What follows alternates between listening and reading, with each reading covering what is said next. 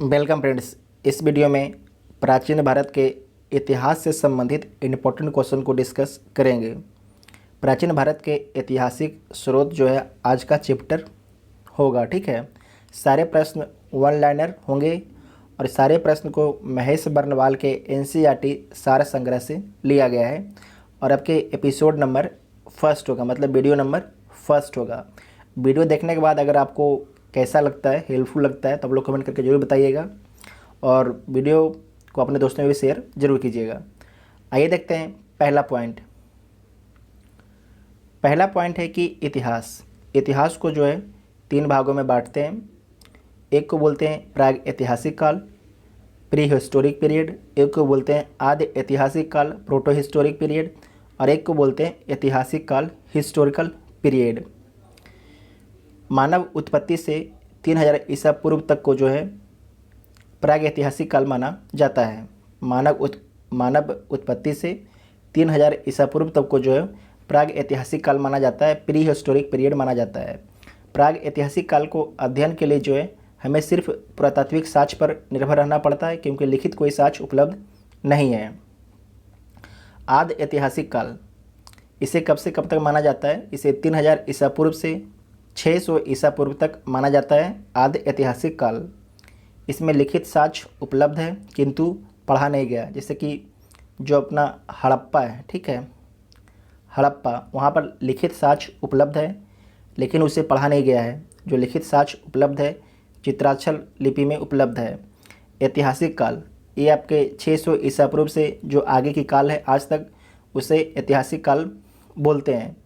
ऐतिहासिक काल में क्या है कि पुरातात्विक और साहित्यिक दोनों प्रकार के साक्ष्य उपलब्ध हैं ऐतिहासिक काल को अध्ययन करने के लिए। जबकि जो आदि ऐतिहासिक काल है, यहाँ पर लिखित साक्ष्य तो उपलब्ध था लेकिन इसे पढ़ा नहीं गया, तो इसे अध्ययन किस प्रकार से करते हैं? इसे भी अध्ययन जो है पुरातात्विक साक्ष्य के आधार पर ही हम लोग करते हैं। ठीक है, नेक्स्ट पॉइंट है कि हिस्ट्री, इतिहास, ठीक है, किसे कहते हैं? तो किसी व्यक्ति, समाज अथवा देश से संबंधित महत्वपूर्ण विशिष्ट व सार्वजनिक क्षेत्र की घटनाओं, तथ्यों आदि का जो है कालक्रमिक विवरण, मतलब क्रोनोलॉजिकल विवरण को हिस्ट्री बोलते हैं। ठीक है, क्रोनोलॉजिकल विवरण को क्या बोलते हैं? इतिहास बोलते हैं। इतिहास के पिता, फादर ऑफ हिस्ट्री किसे कहा जाता है? तो फादर ऑफ हिस्ट्री जो है हेरोडोटस को बोलते हैं। किसे बोलते हैं? हेरोडोटस को। प्राचीन भारत के इतिहास से संबंधित प्रथम वास्तविक पुस्तक किसे माना जाता है? वेरी इंपॉर्टेंट है। प्राचीन भारत के इतिहास से संबंधित प्रथम वास्तविक पुस्तक किसे माना जाता है? तो राजतरंगिणी को माना जाता है। उत्कीर्ण चिन्ह वाले प्राचीनतम सिक्के क्या कहलाते हैं? तो आहत सिक्के कहलाते हैं। क्या कहलाते हैं? आहत सिक्के। ठीक है, नेक्स्ट है कि सिक्के के अध्ययन को क्या बोला जाता है? तो सिक्के के जो अध्ययन है उसे बोला जाता है मुद्रा शास्त्र, न्यूमिस्मेटिक्स बोला जाता है। ठीक है, भारत में प्राग ऐतिहासिक खोज प्रारंभ करने का श्रेय किसे दिया जाता है? तो भारत में जो है प्राग ऐतिहासिक खोज प्रारंभ करने का श्रेय जो है प्राइम रोज को दिया जाता है। ठीक है, प्राइम रोज को। नेक्स्ट है कि प्राचीन भारतीय इतिहास को जानने के लिए किन स्रोतों का प्रयोग किया जाता है? तो धार्मिक ग्रंथ, ऐतिहासिक ग्रंथ, पुरातात्विक साक्ष्य तथा विदेशी विवरण। ठीक है, प्राचीन भारतीय इतिहास को जानने के लिए हमें धार्मिक ग्रंथ, ऐतिहासिक ग्रंथ, पुरातात्विक साक्ष्य तथा विदेशी विवरण पर हमें निर्भर रहना पड़ता है। ब्राह्मणी लिपि को सर्वप्रथम किस विद्वान ने पढ़ा? तो जेम्स प्रिंसेप ने। और कब पढ़ा? 1837 ईस्वी में। आपको ध्यान रखना है, ये आईएएस का पूछा हुआ सवाल है। ठीक है, ये आईएएस का पूछा हुआ सवाल है, इसे आप लोग चेक कर सकते हैं। ब्राह्मणी लिपि को सर्वप्रथम किस विद्वान ने पढ़ा था? तो जेम्स प्रिंसेप ने पढ़ा था। नेक्स्ट है कि भारत के प्राचीनतम ग्रंथ वेदों का संकलनकर्ता किसे माना जाता है? तो महर्षि कृष्ण द्वैपायन वेद व्यास को माना जाता है भारत के प्राचीनतम ग्रंथ वेदों का संकलन करता। ठीक है, नेक्स्ट है कि भारतीय प्रागैतिहासिक अध्ययन से संबंधित प्री हिस्टोरिक इंडिया किसकी कृति है? किसकी कृति है मतलब किसके द्वारा लिखा गया है? तो स्टुअर्ट पिगट के द्वारा, ठीक है, स्टुअर्ट पिगट के द्वारा। चीनी यात्रियों ने अपनी यात्रा वृत्तांत में भारत के लिए किस शब्द का प्रयोग किया? तो चीनी यात्रियों ने अपनी यात्रा वृत्तांत में जो है भारत के लिए इंतु शब्द का प्रयोग किया है। याद रखिएगा, वेरी इंपॉर्टेंट है। कौन सा शब्द का प्रयोग किया? इंतु शब्द का। उत्कीर्ण लेखों के अध्ययन को क्या कहा जाता है? तो उत्कीर्ण लेखों के अध्ययन को जो है अभिलेख शास्त्र बोला जाता है, ठीक है, अभिलेख शास्त्र बोला जाता है, एपिग्राफी। लिपियों के विकास के अध्ययन को क्या बोला जाता है? तो लिपियों के विकास को जो है पूरा लिपि विद्या कहा जाता है। सर्वप्रथम भारतवर्ष का नाम का उल्लेख किस अभिलेख से प्राप्त हुआ था? वेरी इंपॉर्टेंट है। सर्वप्रथम भारतवर्ष नाम का उल्लेख जो है किस अभिलेख से प्राप्त हुआ था? तो हाथी गुफा अभिलेख से। वेरी इंपॉर्टेंट है। कहाँ से? हाथी गुफा अभिलेख से। प्राचीन भारत का सर्वप्रथम सुनियोजित इतिहास किसने तैयार किया? तो B.R. स्मिथ ने, ठीक है, सॉरी B.A. स्मिथ ने। प्राचीन भारत का जो है सर्वप्रथम सुनियोजित इतिहास किसने तैयार किया? तो B.A. स्मिथ ने। नेक्स्ट है कि पौराणिक मान्यता के अनुसार भारत के प्राचीनतम राजा कौन थे? वेरी इंपॉर्टेंट है। पौराणिक जो एक मान्यता है उसके अनुसार भारत के प्राचीनतम राजा कौन थे? तो वैवस्वत मनु, ठीक है, इसे आप लोग याद कर लीजिएगा, वेरी इंपॉर्टेंट है। नेक्स्ट है कि वायु पुराण में किस वंश का उल्लेख है? तो वायु पुराण में जो है गुप्त वंश का उल्लेख है। कौटिल्य के अर्थशास्त्र से किस वंश के इतिहास की जानकारी मिलती है? तो कौटिल्य के अर्थशास्त्र से जो है मौर्य वंश की जानकारी मिलती है। कौटिल्य को ही चाणक्य बोला जाता है, याद रखिएगा, कौटिल्य को ही चाणक्य बोला जाता है। जैन धर्म का प्रारंभिक इतिहास किस ग्रंथ से प्राप्त होता है? तो जैन धर्म का जो है प्रारंभिक इतिहास जो है कल्पसूत्र से प्राप्त होता है। किससे प्राप्त होता है? कल्पसूत्र से। नेक्स्ट है कि मत्स्य पुराण किस वंश से संबंधित है? तो मत्स्य पुराण जो है आंध्र सातवाहन वंश से संबंधित है। विष्णु पुराण किस वंश से संबंधित है? तो विष्णु पुराण मौर्य वंश से संबंधित है। खरोष्टी लिपि किस प्रकार लिखी जाती थी? तो जो खरोष्टी लिपि है वो आपके दाएं से बाएं लिखी जाती थी, ठीक है, दाएं से बाएं लिखी जाती थी। उसके बाद है नारद स्मृति से किस वंश के विषय में जानकारी मिलती है? तो नारद स्मृति से जो है गुप्त वंश की जानकारी मिलती है। स्मृति ग्रंथों में सबसे प्राचीन एवं प्रमाणिक पुस्तक कौन सी मानी जाती है? याद रखिएगा, स्मृति ग्रंथों में जो है सबसे प्राचीन एवं प्रमाणिक पुस्तक जो है कौन सी मानी जाती है? तो मनुस्मृति मानी जाती है, ठीक है, स्मृति ग्रंथों में। शुंग काल का मानक ग्रंथ किसे माना जाता है? तो जो शुंग काल का जो मानक ग्रंथ है वो माना जाता है मनुस्मृति को, ठीक है, मनुस्मृति को। नेक्स्ट है कि स्त्री को पुरुष की अर्धांगिनी किस ग्रंथ में कहा गया है? तो स्त्री को जो है पुरुष की अर्धांगिनी जो है शतपथ ब्राह्मण में बोला गया है, शतपथ ब्राह्मण में बोला गया है। उसके बाद है कि महाभारत का जो है प्रारंभिक उल्लेख आशव लायन गृह सूत्र में मिलता है, ठीक है, आशव लायन गृह सूत्र में मिलता है। और प्रारंभ में इसमें जो है महाभारत में 8800 श्लोक थे और इसका नाम जय संहिता था, ठीक है, महाभारत का शुरुआत में नाम आपके जय संहिता था और उस समय इसमें जो है 8800 श्लोक थे।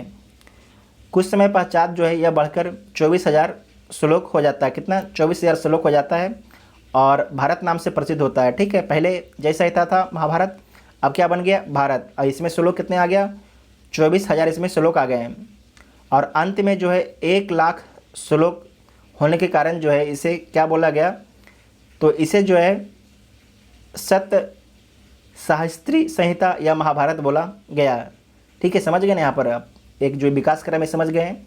शुरुआत में महाभारत को जय संहिता बोला गया, उसके बाद भारत बोला गया, उसके बाद लास्ट में जो है महाभारत बोला जाता है लास्ट में। ठीक है, क्योंकि शुरुआत में 8800 श्लोक थे, अब भारत में 24,000 श्लोक थे, और शासी संहिता या महाभारत में आपके 1,00,000 श्लोक थे।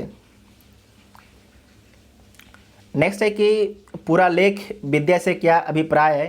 तो पूरा लेख विद्या से अभिप्राय है शिलालेखों का अध्ययन। ठीक है, शिलालेखों का अध्ययन। पुरावशेष का महानतम अन्वेषक किसे माना गया है, तो डार्विन को। ठीक है, डार्विन को जो है पुरावशेष का महानतम अन्वेषक माना गया है, डार्विन को। इब्न बतूता का यात्रा वृत्तांत जो है किस नाम से प्रसिद्ध है। वेरी इंपॉर्टेंट है कि जो इब्न बतूता है उसका यात्रा वृत्तांत जो है रेहला के नाम से प्रसिद्ध है। किसके नाम से? रेहला के नाम से प्रसिद्ध था। ह्वेनसांग ने किस विश्वविद्यालय में बौद्ध धर्म का अध्ययन किया, तो जो ह्वेनसांग है वह नालंदा विश्वविद्यालय में अध्ययन करता है। किस विश्वविद्यालय में? नालंदा विश्वविद्यालय में बौद्ध धर्म का अध्ययन करता है। ह्वेनसांग जो आपके चीन का यात्री है और हर्षवर्धन के शासनकाल में भारत आता है। उसके बाद है प्रमुख अभिलेख और शासक। ठीक है, हाथी गुफा अभिलेख जो है किस शासक से संबंधित है, तो हाथी गुफा जो अभिलेख है कलिंग नरेश खारवेल से संबंधित है। ठीक है, कलिंग नरेश खारवेल से संबंधित है, जबकि ऐहोल अभिलेख पुलकेशिन द्वितीय से संबंधित है। नासिक अभिलेख गौतमी बालश्री से संबंधित है। जूनागढ़ अभिलेख रुद्रदामन से संबंधित है। जूनागढ़ अभिलेख गुजरात। ठीक है, उसके बाद है प्रयाग स्तंभ अभिलेख समुद्रगुप्त से संबंधित है। मंदसौर अभिलेख मालवा नरेश यशोवर्मन से संबंधित है। ग्वालियर अभिलेख प्रतिहार नरेश भोज से संबंधित है। और देवपाड़ा अभिलेख बंगाल शासक विजयसेन से संबंधित है। और भीतरी व जूनागढ़ अभिलेख जो है स्कंदगुप्त से संबंधित है। भीतरी एवं जूनागढ़ अभिलेख जो है स्कंदगुप्त से संबंधित है। यहाँ पर आप एक चीज़ देख लीजिए, एक है जूनागढ़ अभिलेख। ठीक है, रुद्रदामन से संबंधित है, और यहाँ पर भी है जूनागढ़ अभिलेख। लेकिन आपको ध्यान रखना है कि भीतरी और जूनागढ़ अभिलेख जो है स्कंदगुप्त, यहाँ पर सिर्फ लिखा गया है जूनागढ़ अभिलेख रुद्रदामन। ये दोनों अलग अलग शासक हैं, आपको ध्यान रखना है। बौद्ध स्तंभ लेख से किसकी जानकारी मिलती है, तो बौद्ध स्तंभ लेख से जो है शुंग काल की जानकारी मिलती है। जो ऊपर में आपके एक चार्ट दिया गया है, इसमें आपको जो पहले से याद होगा उसे आपको याद नहीं करना है, जो आपको याद नहीं है उसे आप लोग मार्क कर लीजिएगा और उसे आप लोग याद कीजिएगा। ठीक है, क्योंकि जो पहले से याद है तो वो तो आपको याद ही है। जैसे कि प्रयाग स्तंभ लेख तो आपको सबको पता होगा, जूनागढ़ अभिलेख ये पता है, उसके बाद आपको हाथी गुफा अभिलेख पता है, ऐहोल अभिलेख पता है।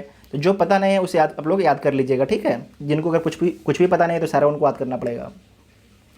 ह्वेनसांग ने अपनी यात्रा वृत्तांत का वर्णन किस पुस्तक में किया है, तो ह्वेनसांग जो है अपनी यात्रा वृत्तांत का वर्णन जो है CU की एक अपना बुक है उसी में किया है, CU की। ठीक है, अरबी भाषा की पुस्तक जो है किताब उल हिंद की रचना किसने की थी, ये बहुत बार एग्जाम में पूछा गया। ठीक है, बार बार पूछा भी जाता है कि किताबुल हिंद की जो रचनाकार कौन है, तो आपको ध्यान रखना ये अरबी भाषा में है और इसके रचना काल है अल-वर्नी। कौन है? अल-वर्नी है। ठीक है, मोरक्को का यात्री कौन था? Ibn Battuta. ये बहुत एग्जाम में पूछा जाता है, जिसको MBT मोहम्मद बिन तुगलक ने अपने दरबार में दिल्ली का काजी नियुक्त किया था। ठीक है, आपको याद रखना है कि जो इब्न बतूता है वो कहाँ का था? मोरक्को का था, जिसको मोहम्मद बिन तुगलक ने दिल्ली का काजी नियुक्त किया गया था। आपसे एग्जाम में पूछा जाता है कि जो इब्न बतूता साहब हैं इन्हें मोहम्मद बिन तुगलक ने किस पद पर नियुक्त किया था, तो दिल्ली का काजी के पद पर नियुक्त किए थे। नेक्स्ट है कि मार्को पोलो द्वारा किस राज्य की यात्रा का उल्लेख मिलता है, तो मार्को पोलो द्वारा जो है पांड्य राज्य की यात्रा का उल्लेख मिलता है। पतंजलि के महाभाष्य से किस वंश के इतिहास का पता चलता है, तो पतंजलि के महाभाष्य से जो है शुंग वंश का पता चलता है। ठीक है, शुंग वंश का पता चलता है। उसके बाद यहाँ पर है चीनी लेखकों का वर्णन, जो चीनी भारत में आते हैं उनके द्वारा जो लिखा गया उसका वर्णन यहाँ पर किया गया है। सबसे पहले भारत में जो आते हैं फाहियान, क्रम भी याद रखिएगा, आपसे एग्जाम में पूछा जाता है कि सबसे पहले भारत में कौन आया। तो भारत में जो सबसे पहले फाहियान आता है 399 से 414 ईस्वी के बीच में ये भारत में रहता है। और जो इसकी रचनाएं हैं, भारत की दशा का ये विवरण अपने बुक में करता है। और चीनी जो यात्री अपना विवरण है उसमें क्या लिखता है, तो यह प्रथम चीनी यात्री था। कौन? फाहियान। यह प्रथम चीनी यात्री था जिसने चंद्रगुप्त द्वितीय विक्रमादित्य, याद रखिएगा ये बिहार दरोगा पूछ चुका है, बीपीएससी पूछ चुका है इस क्वेश्चन को, कि फाहियान जो है किसके दरबार में आया था, तो चंद्रगुप्त द्वितीय विक्रमादित्य के दरबार में आया था। तो चंद्रगुप्त द्वितीय विक्रमादित्य के जो है समय भारत की यात्रा करता है और इसने गुप्त काल में वस्तु विनिमय, ठीक है, वस्तु विनिमय का माध्यम कौड़ियाँ तथा चंद्रगुप्त मौर्य के राजप्रसाद राजमहल को देव निर्मित बताता है। तो इसके द्वारा क्या विवरण किया गया कि भाई जो आपके चंद्रगुप्त द्वितीय विक्रमादित्य के जो शासनकाल में वस्तु विनिमय प्रणाली था जहाँ पर कौड़ियाँ चलती थी और इनका जो दरबार था वो राजप्रसाद मतलब कि देव निर्मित था। जो इनका राजमहल था वो क्या था? देव निर्मित था, ठीक है। उसके बाद है ह्वेनसांग। ह्वेनसांग भारत में कब आता है? 629 से 645 के बीच में भारत में रहता है और इसका बुक है CU की, ठीक है, CU की पाश्चात्य संसार के लेख।